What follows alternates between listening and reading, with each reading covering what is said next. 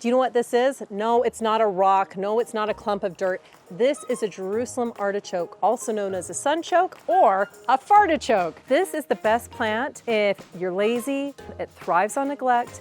It thrives on drought. It will take over, so wherever you put it, make sure that you want it there for life. I got this about a month ago. It's already starting to bud, and all I'm gonna do is find a nice, ooh, this is soft dirt. This is lovely dirt. A nice place where I can let the artichokes roam free. They can be a little invasive, but they're delicious to eat. And so I'm gonna put it up against this wall that doesn't get very much water because they are drought tolerant. I'm gonna plant them about 3 feet apart, buds facing up, 4 to 6 inches in the ground.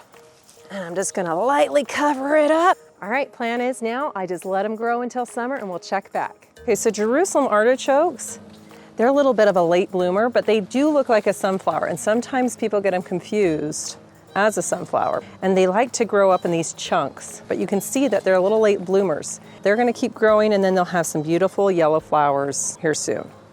We planted these artichokes, these Jerusalem artichokes, just over like 4 or 5 months ago. So it hasn't been terribly long, but next year, because they are perennial, I'll leave some of the root in the ground, is gonna get big, beautiful, and luscious. Just how I like my plants, especially in October. It is time to harvest the Jerusalem artichoke.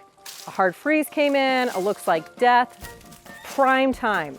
However, if you're not ready to eat the Jerusalem artichoke, just leave it in the ground. It is a great way to preserve the Jerusalem artichoke. You can dig it up all winter long as the ground's not totally frozen, and enjoy without having to store. Something else cool about Jerusalem artichoke is they are gonna continue to spread. So just know, in this area, I have planted it here for a very reason that I don't really care about this side of the house. So I wanted something that will continue to thrive and grow and that I can harvest.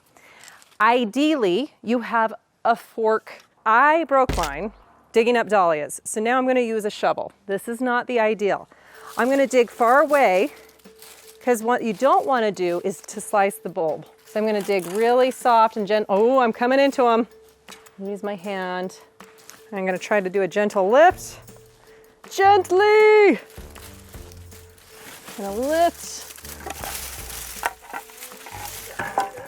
And you can see this just started as one little tiny clump and is now spread. Now you can see all the artichokes that I have grown. Now, sunchokes have something in them that if you don't cook them properly, they're also known as fartichokes, right? So sunchoke, artichoke, fartichoke. That's because if not cooked properly, it's gonna give you gas. All right, now as far as cooking Jerusalem artichoke, the biggest thing is just scrubbing off all the dirt. I'll use my kitchen scrubber, get it nice and clean. The great news is you don't have to peel it. Think of it as like a potato. I like roasting it. That's my favorite way of cooking it. I'll cook it for about 30 to 45 minutes with the other vegetables. Some people like it as mashed potatoes. Some people will put it in soups in the winter time. There's a lot of ways that you can do it. Just make sure that you cook it longer than you would other vegetables so that you're not gonna be gassy. You are gonna make yourself sick. No. I'm like, no. Thanks so much for watching Modern Gardener. Until next time.